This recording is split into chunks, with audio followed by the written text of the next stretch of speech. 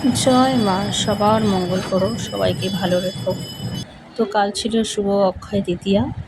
কালকে একটু বেরিয়েছিলাম কিছু কিছু দোকানে যাওয়ার। তো যেখানে গেছিলাম সেখানেই বড় মায়ের মন্দিরটা আমাদের পাড়ার সাথেই, খুব জাগ্রত মন্দির। তোমরা কেউ পারলে এই মন্দিরে এসে পুজো দিয়ে যেও।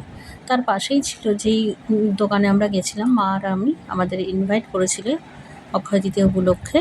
তো খুব সুন্দর গেটটা সাজিয়েছিল, চারিদিকে যতগুলো দোকান আছে সব দোকানেই মোটামুটি সাজানোই ছিল।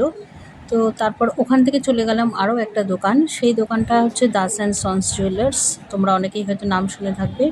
তো ওখানে গিয়ে আমরা কিছুক্ষণ বসলাম, বসে টসে ওখানে চা কফি তারপর কোল্ড ড্রিঙ্কসের ব্যবস্থা ছিল, সেগুলোও খেয়েছিলাম।